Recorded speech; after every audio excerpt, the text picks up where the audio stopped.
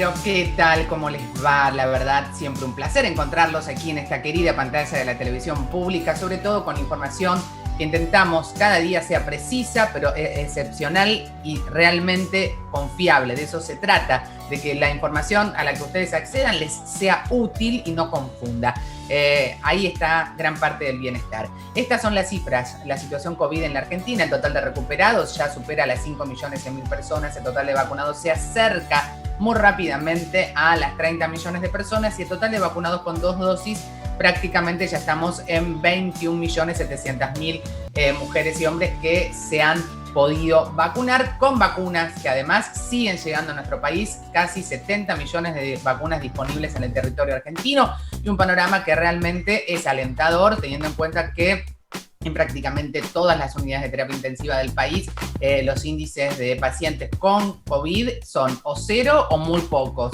¿Eso significa que ha pasado la pandemia? No, significa que igualmente tenemos que seguir cuidándonos, que quienes no se vacunaron deben hacerlo, que si ya estás vacunado o vacunada también tenés que seguir sosteniendo los hábitos del uso del barbijo, la higiene de manos, el distanciamiento, airear los ambientes. Lo repito porque parece que pasó de moda, pero no es así. Esto que logramos, bueno, hay que cuidarlo. Y arrancamos, como siempre, poniendo a disposición nuestras líneas de comunicación, que es el WhatsApp, que es además nuestras redes sociales, @encasasalud, ok, @niparatore, y pueden contactarse para dejarnos consultas que tienen que ver justamente con los profesionales que hoy vamos a estar compartiendo este programa. Vamos a hablar de Parkinson, vamos a hablar sobre, por supuesto, todas las consultas vinculadas a la situación de la pandemia, las dudas, a las vacunas, cómo es esto de que hay que tener una vacuna para entrar a un lugar, los protocolos para las canchas. Bueno, vamos a hablar en un rato de todo eso también y con Silvina Premurti de la comida ayurvédica, que realmente es una herramienta de sanación formidable al alcance de las manos. Pero les decía, temón, que seguramente no van a encontrar en la pantalla de la televisión argentina, pero aquí sí, porque es la excepción justamente hablar de algo que está rodeado de mucho misticismo, de mucha negatividad quizás, pero sobre todo de mucha desinformación. Estoy diciendo todo esto y me refiero al Parkinson, por eso llamamos a quienes más saben, como ustedes ya están acostumbrados. Vamos a la fuente confiable. Está con nosotros Ricardo Mayola, que es médico del programa de Parkinson y Movimiento Anormales del Hospital de Clínicas. Ricardo, un placer recibirte. ¿Cómo estás? Bienvenido. Hola, muy buenos días, muchas gracias por la invitación y a disposición de ustedes para las preguntas que les interese sobre este tema. Sí, en principio hablar de Parkinson, como decía recién, siempre tiene una connotación que en general es negativa. Por supuesto, tener una certeza, un diagnóstico vinculado a una enfermedad como el Parkinson impacta, choquea a la paciente y a todo su entorno familiar. Pero queremos aprovechar esta oportunidad y hablar de cuáles son esas características que tiene la enfermedad hoy, que entiendo son muy distintas a lo que sucedía antes, porque hay otra cantidad de tratamientos y posibilidades quizás para poder tener una buena calidad de vida, ¿no? Sí, lo que hay que saber es que una cosa que actualmente la estamos pensando de manera continua es si la enfermedad de Parkinson es una enfermedad o es un grupo de enfermedades que tienen una expresión clínica parecida. Lo más probable es que sea un grupo de enfermedades que tienen una expresión clínica parecida, caracterizada fundamentalmente por un temblor que aparece cuando las manos habitualmente están quietas, o sea, es un temblor de reposo, y aparecen otros signos, como son, por ejemplo, la lentitud del movimiento, la rigidez, que es la resistencia que se opone a la movilización pasiva de una articulación, y el cuarto elemento es la inestabilidad postural, que sobre todo aparece en etapas mucho más adelantadas de la enfermedad. Claro. Pero mucho tiempo antes del desarrollo de los síntomas motores aparecen síntomas que se llaman premotores. Pero esto, si a ustedes les parece, y en función del interés que haya en la audiencia, lo podemos conversar. Sí, por supuesto, me parece que es muy importante poner el foco allí, en esa instancia primaria, en ese inicio, donde quizás un diagnóstico oportuno nos ayude a poder sobrellevar esta situación. ¿Cuáles son esos síntomas a los que tenemos que estar atentos y atentas y si hay una edad concreta o promedio en la que se empiezan a manifestar? Bueno, cuando los pacientes vienen a la consulta, sobre todo en las etapas en las que se manifiestan los síntomas motores, no siempre se identifican adecuadamente y los pacientes van por los diferentes consultorios debido a diferentes síntomas. Por ejemplo, dolor de espalda, por ejemplo, la voz se torna un poco más apagada y más tenue, la letra cuando escriben es un poco más chiquita, pero ya cuando los síntomas son más ostensibles y evidentes es mucho más sencillo hacer el diagnóstico, que ya los referí anteriormente, que son el temblor, la inestabilidad y la lentitud. Sí. Pero mucho tiempo antes de aparecer los síntomas motores, aparecen síntomas que se llaman premotores. Eso ocurre unos 7 a 10 años antes del comienzo de los síntomas motores y son la pérdida del olfato, tan en boga ahora con el tema del COVID, claro, la constipación o el estreñimiento, que es la dificultad para evacuar el intestino, el paciente va muchas menos veces y va con heces mucho más duras, las alteraciones del ánimo y las alteraciones de la conducta del sueño, que significa que los pacientes cuando están durmiendo desarrollan una conducta muy activa, se mueven, golpean, se levantan, gritan, y esto es una cosa muy llamativa, sobre todo para las parejas de los pacientes y también obviamente para los pacientes porque a veces se caen de la cama. Y después vienen los síntomas, como dijimos, que son bastante más evidentes. Sí, es muy importante esto que menciona Ricardo, porque hay muchas características que es una enfermedad que nos da esas señales de manera anticipada, nos permite estar atentos y hacer la consulta. Siempre remarcamos esto, la consulta al médico ante la duda es el primer gran paso que podemos dar justamente para poder abordarlo. Ahora vamos a las consultas del público. ¿Con qué médico tengo que hacer la consulta si es que tengo alguna de estas características, Ricardo, que recién mencionaba?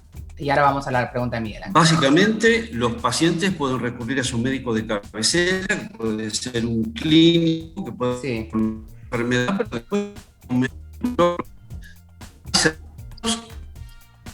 Ahí tenemos un pequeño inconveniente con la llegada del audio de Ricardo, justamente, que nos estaba hablando de esta situación tan particular en una enfermedad como el Parkinson, que, como decía recién, hay características y señales que se presentan de manera anticipada, el temblor, bueno, esta dificultad a veces en los procesos del sueño, esta cuestión que a veces está tan a la vista de nuestros entornos. Por eso es tan importante cuando vemos que hay una alteración o algo que se sale de lo habitual dentro de nuestro grupo y entorno familiar, quizás hacer una consulta. Porque en realidad uno muchas veces se atemoriza frente a esa posibilidad y ¿qué hace? Lo deja pasar. Y ahí está el punto que es justamente el primer gran error que cometeríamos. Yo no sé si Ricardo ya me escucha. ¿Está por ahí, Ricardo? Sí, ustedes me pueden escuchar a mí. Ahí te escuchamos perfecto, Ricardo. Estamos atentos a poder continuar entonces con este temazo que es el Parkinson y que me queda tan claro esto que decías, no es una enfermedad, es un conjunto de enfermedades. Por eso el diagnóstico precoz es tan importante y por eso también vamos a aprovechar esta posibilidad de tener a alguien como vos con tanta experiencia para que puedan los televidentes hacer sus consultas. A ver si tenemos las preguntas ya que nos han llegado a las distintas vías de comunicación. Miguel Ángel nos dice, tengo un tío que tiene Parkinson. ¿Qué probabilidades tengo yo de tenerlo? Claro, esa es otra de las preguntas. ¿Es hereditario? ¿Hay una predisposición? Bueno, en un pequeño porcentaje de casos hay una predisposición. Hay un 15% aproximadamente de los pacientes que tienen Parkinson que tienen mutaciones genéticas por el cual desarrolla la enfermedad. Por lo tanto, el gran grupo de pacientes no tiene una participación genética. Yo le contestaría acá a Miguel Ángel que las probabilidades de tener Parkinson para un sobrino son escasas. Depende de si el tío tiene una mutación genética, pero en general yo le diría, para que se quede tranquilo él, que la probabilidad de tenerlo es bastante escasa. Bien, vamos a la próxima pregunta entonces, también de otro televidente. Diego dice, a mi mamá le tiemblan las manos bastante seguido, ¿podrá ser Parkinson? Bueno, el temblor, ante cualquier situación, siempre cuando uno ve a un familiar que tiene el temblor, lo primero que piensa es en esta chance, ¿no? No todo temblor es por Parkinson. Todo temblor es por Parkinson. Hay una enfermedad que es mucho más frecuente que el Parkinson, que se llama temblor esencial, que los pacientes conviven con un temblor que es la única manifestación clínica que tiene y que no necesariamente evoluciona a un Parkinson. A veces conviven las dos entidades, pero la mayoría de los pacientes que tiemblan, sobre todo si el temblor es por la postura, o sea, ante una determinada posición de la mano, generalmente eso no es por enfermedad de Parkinson. Bien, y en el caso de que tengo temblor, digo, refiriéndome a la consulta de Diego, hay que hacer la consulta con el médico para descartar, por supuesto, o para diagnosticar a qué se debe. Obviamente, obviamente. Y hay que tener claro que el Parkinson, además del temblor, tiene otros síntomas. En cambio, el temblor esencial tiene solamente temblor. Bien, vamos a la próxima pregunta. En este caso nos llega de Federico. Es un tema que vos sabés que siempre por las mañanas las mujeres nos preguntan mucho, pero evidentemente el Parkinson hoy ha movilizado a los hombres de la Argentina. ¿Puede ser que el Parkinson afecte de manera diferente a hombres y a mujeres? Pregunta Federico. Bueno, ese es un tema bastante controvertido y yo les diría que a los fines prácticos y de la actividad de todos los días, esto es prácticamente por igual en hombres y en mujeres. Con el aumento de la edad, la probabilidad de tener síntomas parkinsonianos aumenta, pero a los fines prácticos yo les diría que la probabilidad de la evolución es prácticamente la misma. Bien, bueno, muchísimas gracias, Ricardo. Ha sido siempre un placer en vos y a todos los profesionales de Clínicas que tanto han hecho en esta pandemia. Aprovecho para saludarte porque no ha dejado de haber Parkinson u otras enfermedades aún en pandemia y el trabajo sabemos que ha sido arduo y muy, muy demandante. Un abrazo muy grande y gracias por este espacio y este tiempo.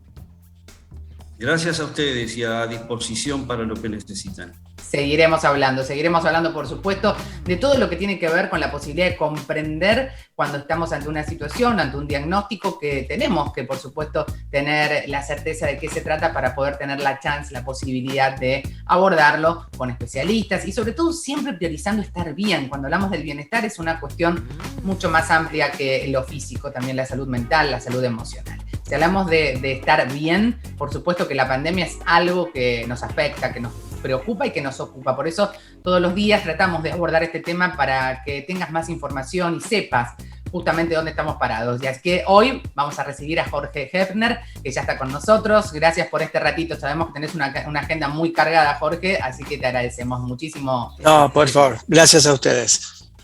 Hablábamos recién del Parkinson, ¿no? Que es una enfermedad que con un buen diagnóstico y demás se puede tener una muy buena calidad de vida, y lo traspolo a una situación de pandemia que hoy estamos viviendo, donde los índices realmente han descendido en prácticamente todo el país, donde vemos noticias que nos dicen, bueno, las terapias intensivas ya no tienen pacientes con COVID. ¿Qué tenemos que tener en cuenta? Porque esto también nos vincula con este estado de, bueno, ya está, me relajo, ya pasó, y es donde quizás tenemos que estar más atentos, ¿no? Sí, mira, tal como decís vos, la situación de la pandemia en la Argentina ha mejorado muchísimo, no solamente en la Argentina, en todo lo que es Cono Sur, Chile, Uruguay, Paraguay, y ha bajado el número de casos en relación al pico este nefasto que tuvimos en junio y julio, prácticamente en 15 veces. Y como vos decías, se despejaron las terapias intensivas, primero el Posadas, que no tiene internados por COVID en terapias intensivas, y otros tantos hospitales. Es decir, estamos en un momento de baja circulación viral. En ese escenario está el peligro que vos bien planteás, porque nosotros estamos acostumbrados a ver olas en relación a este virus que llamamos SARS-CoV-2. Entonces, primera conclusión, la pandemia no pasó. Saquemos la idea esa de la cabeza. Porque si vos te fijás incluso lo que está pasando hoy en países líderes de vacunación, Reino Unido, Israel, están de vuelta con picos significativos. Entonces, la pandemia no pasó, es obvio y es lógico y está bien que se liberen actividades en este momento, en el ámbito educativo, en el ámbito del trabajo, pero sigamos con los cuidados. ¿Qué significa sigamos con los cuidados? De todo el conjunto de medidas que se han administrado, hay unas que preocupan mucho y básicamente es los encuentros en ámbitos cerrados.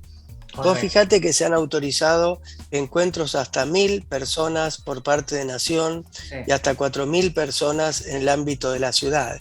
Y realmente yo no aconsejaría esas medidas. Es decir, si yo tengo un hijo adolescente, le diría, no vayas por ahora, no vayas. Entonces, es vacunación. Muy bueno lo que se está haciendo, se está acelerando muchísimo, tenemos más de 80% de cobertura con 2 dosis arriba de 50 años, eso es excelente, pero los cuidados siguen estando a la orden del día. Tenemos 400 casos de la variante Delta y es posible que en las próximas semanas, de la mano de estas aperturas, tengamos un nuevo incremento. Para nada va a ser el pico de junio, para nada. No vamos a tener que volver a fase 1, a fase 2, claro, pero cuidémonos para cimentar esa posibilidad, que si bien puede haber una curva de ascensos, que sea lo más moderada posible. Claro, y esto que decía, si yo tengo un hijo adolescente, le diría que no vaya, o un adulto mismo, a ninguna reunión con tanta gente. Sí, por supuesto, está puesto el foco en dos cuestiones. En las aulas, donde se liberaron las distancias, donde hay que seguir teniendo el uso del barbijo. En la actividad deportiva, y lo decía el ministro de Deportes, que van a requerir probablemente al ingreso de la cancha una vacuna por lo menos. Eso es una buena medida, no sé qué opinás vos. Y la segunda cuestión, que en lo personal me parece que hay que estar muy atentos, es la liberación de las fronteras, del ingreso al país. Creo que ahí hay un punto focal muy importante. Sí, mira, si vos me decís, en mi opinión particular, yo estoy de acuerdo en que se liberen las actividades educativas, se centraría mucho en lo que vos decís, mantengamos los cuidados, mantengamos el uso del barbijo, hablemos con los chicos. Obviamente se tiene que recuperar el ámbito del trabajo, más que en un país que tiene tantos índices, un índice de pobreza tan importante. Yo hubiera postergado más en el tiempo estas dos medidas que estamos charlando. Primero, reuniones en ámbitos cerrados masivas, en absoluto las aconsejaría. Lo de las canchas de fútbol, lo del aforo es correcto. Pero cuando vos ves lo que pasa en los partidos de fútbol, alguien hace un gol y son 500 personas abrazándose, porque eso es el fútbol. Vos no vas al fútbol para multitudes. Claro, no vas como cuando escuchás una conferencia, digamos, es ámbito distinto. Yo hubiera postergado. Bueno, no se postergaron, tengamos muchísimos cuidados. Porque hay un asunto con las vacunas que es importante tener en claro. En el escenario de la circulación de la variante Delta, las vacunas te protegen enormemente frente a la posibilidad de padecer una infección severa. Claro. Si vos estás vacunado, tenés menos chance en 40 veces. Estás muy protegido, no vas a padecer infección severa. Pero una infección que tenga que ver con nariz, boca, una infección leve, no estás 40 veces defendido, estás 4 veces defendido.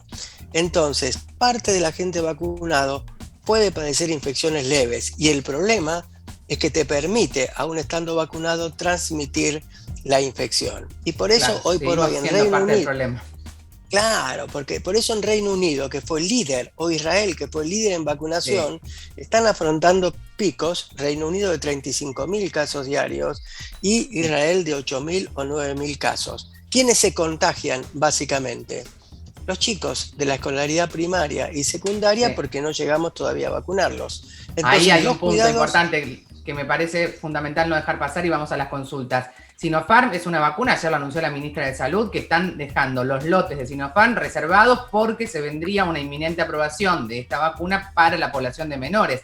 No es una noticia menor teniendo en cuenta que es la clave para evitar, por supuesto, la propagación de esta variante Delta, ¿no? Ojalá así sea.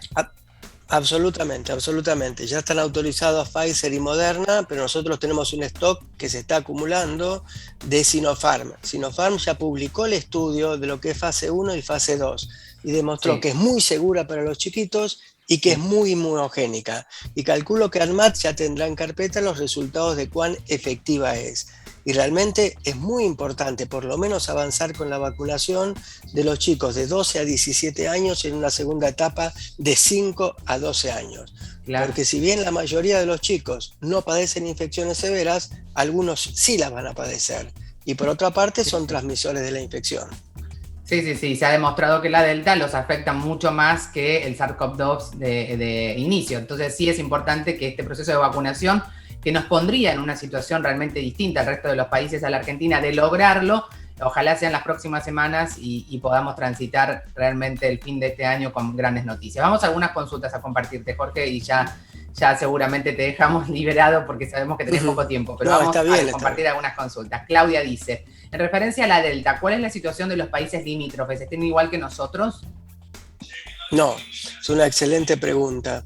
Vos fíjate, en las últimas 6 semanas, Chile, aún manteniendo un bajo nivel de casos, pasó de una prevalencia de la Delta del 6% al 60%. Es decir, hoy por hoy en Chile lo que más circula es la variante Delta.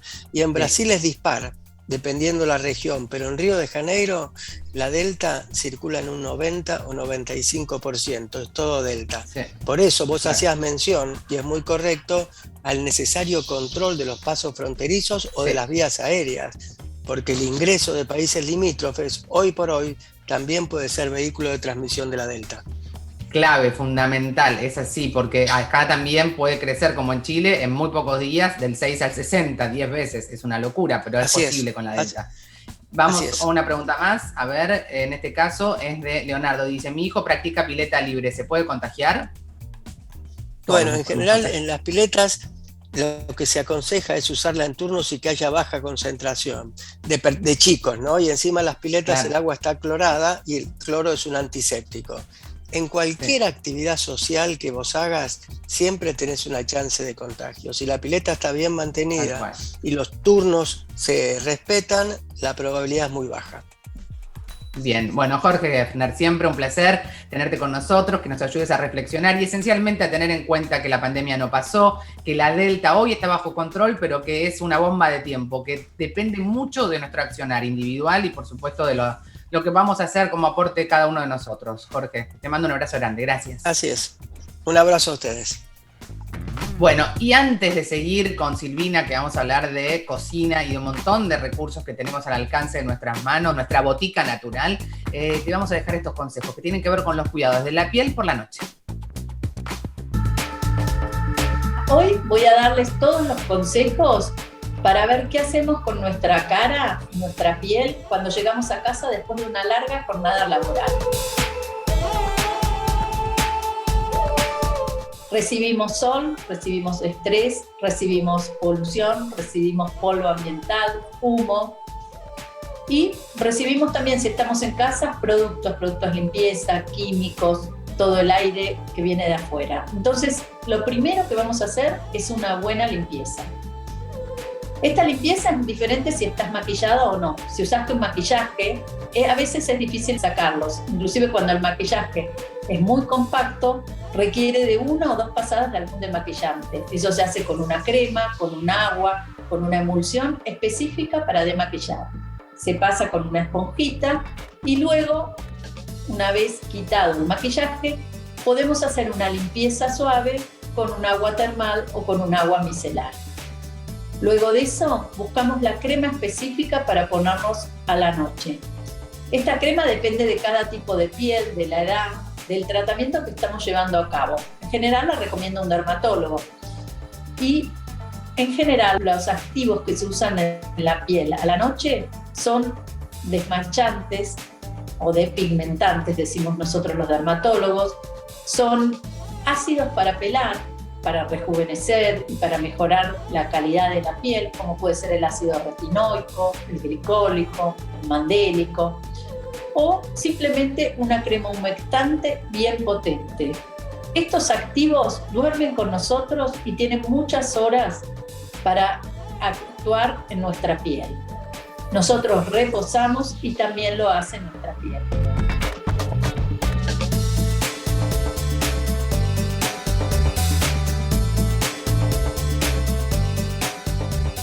Bueno, la escuchábamos a María José que nos dabas estos súper consejos que nos pueden ayudar a hacer esa pequeña acción por nosotros cada noche. Pero además, durante el día, en estado de plena conciencia, también podemos hacer mucho por nosotros y por nuestra familia. ¿Y a qué me refiero? A comer sano, rico y sobre todo a nutrirnos. ¿Con qué? Con la mejor manera que tenemos, que es justamente siendo desde una alimentación consciente. Si hablamos de una alimentación consciente, ¿de quién hablamos? De Silvina Premurti, que ya está con nosotros. Silvi, ¿cómo estás? Bienvenidísima. Hola. ¿Cómo estás? Muy contenta de estar acá, siempre me gusta acá compartir un ratito de la mañana con vos, con todos. A nosotros también. Mira, tengo mi super mate acá lleno de yuyitos, de coco, de todo un poco. Vos también, obviamente. En las redes de Silvina pueden ver estos super tips que son geniales, pero hoy nos vamos a concentrar en la comida dulce para los dulceros, para las dulceras, el dulce y la ayurveda, que tiene, además del que nos guste el dulce, un montón de otras connotaciones, ¿no, Silvi?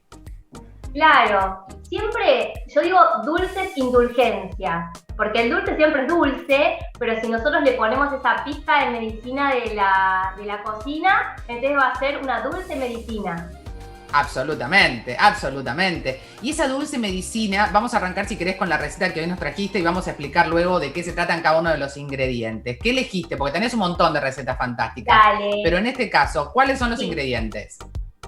Mira, media taza de zanahoria rallada, tiene garam masala, tiene canela, tiene, yo digo tal cual, es así. Mira, garam masala una cucharadita, canela una cucharadita, jengibre también puede ser rallado, una taza de zanahoria rallada, una taza de azúcar de mascabo, una taza y media de harina de garbanzos, que también pueden ser garbanzos, media taza de nueces picadas, una taza de leche de coco y una cucharadita de aceite de coco para pincelar la fuente y algunas almendras. Todos estos ingredientes igualmente los podés cambiar. Sí. Si no querés ponerle nueces, le podés poner garrapiñadas de girasol. Ah, riquísimo la garrapiñada de girasol, riquísimo, claro. Es una adaptación de una receta de la India que se hace, son bolitas de harina de garbanzo que se sofríen con cilantro. Yo hice una receta un poquito más saludable para no comer frituras. Entonces son unas cookies que son muy fáciles de preparar. Harina de garbanzo está al alcance de la mano de todos, ya con algunas especias, como puede ser la canela, el jengibre, que es un antibiótico natural.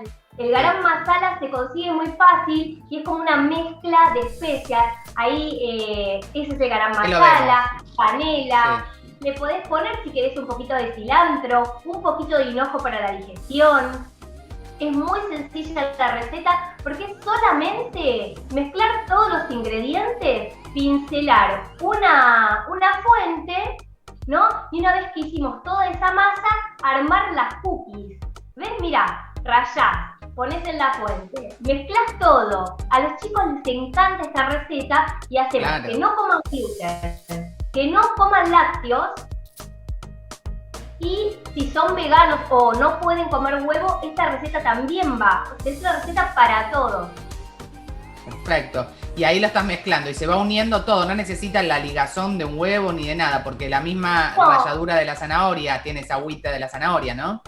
Sí, y además, vos sabés que la harina de garbanzo es como un huevo vegetal. Si vos querés reemplazar en tu cocina el huevo porque no podés comer o porque decidís no comer huevo, entonces la harina de garbanzo es una gran aliada porque vos le pones un poquitito de agua y liga cualquier cosa. O sea, vos querés hacer un buñuelito, entonces le podés poner un poquito de harina de garbanzo con un poquito de agua, una pizca de limón y te va a aglutinar, ¿no? Es como que es un huevo vegetal de alguna forma. No tiene las características del huevo, pero sí cumple esa función de aglutinar. De unir. ¿Ves? Ahí está. Y con la leche, cualquier cosa que hagas.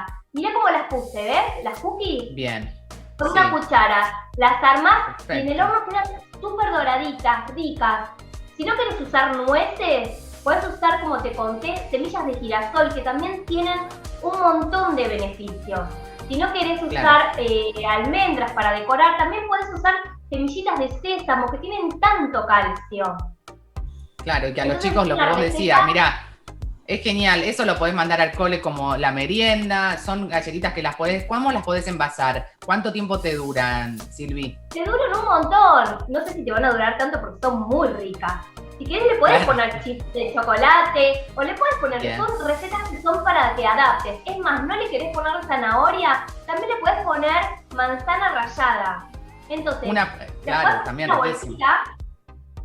y se lo puedes mandar como una merienda a la escuela. Bien, entonces, me encanta, porque son recetas súper fáciles, pero que tienen eso que decías, la medicina natural de elegir esos buenos ingredientes que son los mejores alimentos.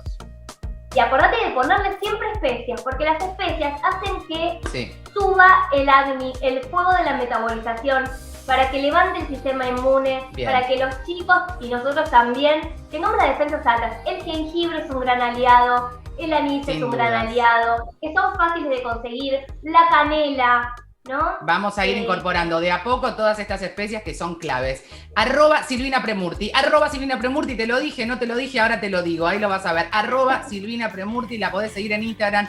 Esta y todas las recetas ahí están al alcance de todos. Te mando un beso enorme, Silvi, gracias por estas cookies y por esta nueva instante de conciencia, que los alimentos bien elegidos y las especias nos ayudan a estar mucho mejor. Te mando un beso gigante, gracias. Y a todos ustedes, con Silvina nos despedimos. Hasta mañana, 9:30, nos volvemos a encontrar aquí en la pantalla de la televisión pública. ¿Lo dije bien? Bueno, y recuerden, lo individual, Silvina, siempre es importante, pero lo que nos permite transformarnos es la acción colectiva. Chao, hasta mañana. Adiós.